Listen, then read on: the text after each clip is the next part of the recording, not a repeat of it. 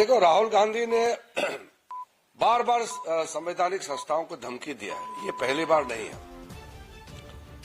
2014 में मोदी जी के नेतृत्व में प्रचंड बहुमत जीत के हम कैसे आए? तो हमारी सरकार तो नहीं था। तो इस बीच में कई स्टेट्स का इलेक्शन हुए हैं, कई स्टेट से उनके गठबंधन वाला जीतते हैं, कई स्टेट से जो एनडीए वाले जीतते हैं। तो वो कैसे जीते फिर? एक केरल में, तमिलनाडु में, कर्नाटका में, तेलंगाना में, पंजाब में, हिमाचल में, पश्चिम बंगाल में कैसे जीते वो लोग? क्या बात करते हैं? वो जब जीतते हैं तो सब कुछ चंगा है, और जब हार जाते हैं तो वो इलेक्शन कमीशन के सर पे वो लोग फोड़ देते हैं। ये लोकतंत्र को कमजोर करने के लिए जो षड्यंत्र रचा रहे हैं, उसमें बहुत बड़ा मुझे ये खेल दिखाई देता है।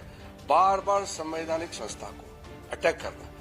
जुडिशरी में जब उनके पक्ष में निर्णय नहीं होता है तो खुलेआम वो कहते हैं कि वो सुप्रीम कोर्ट को विश्वास करना छोड़ दिया बोलता है।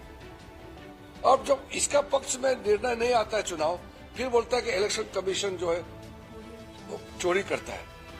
इस तरह का ये तो सिर्फ बचपना ही नहीं, ये तो बहुत खतरनाक है।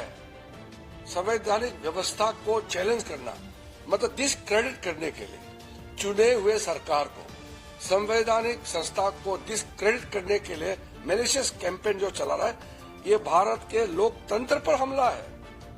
राहुल गांधी जी, मैं अभी शब्द इस्तेमाल नहीं करना चाहता हूं, लेकिन जो उन्होंने वाक्य इस्तेमाल कर रहे हैं और देश का खिलाफ जो बोल रहे हैं, वो अब कांग्रेस पार्टी में भी और ऑपोजिशन पार्टी में भी कई लोग अब अंदर अंदर विरोध करने लग गया है, और कुछ लोग तो कहना शुरू कर दिया है कि राहुल गांधी बहुत खतरनाक खेल खेल रहा है, देश के विरुद्ध जो काम कर रहे हैं, देश का छवि को नुकसान पहुंचा रहा है, ये बहुत आगे जाके नुकसान होगा। वो नेता ना बने। देश के लोग राहुल गांधी को भरोसा नहीं करते, वो उनका बात है, हमारा से कोई लेना देना नहीं। लेकिन देश को नुकसान करना, ये हम कैसे एक्सेप्ट करेंगे?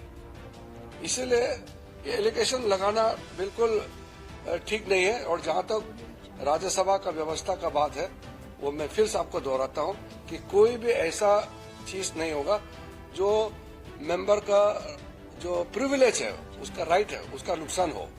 लेकिन मैं फिर से दोहराता हूं, एक एमपी अपना अधिकार का बात कर सकते हैं,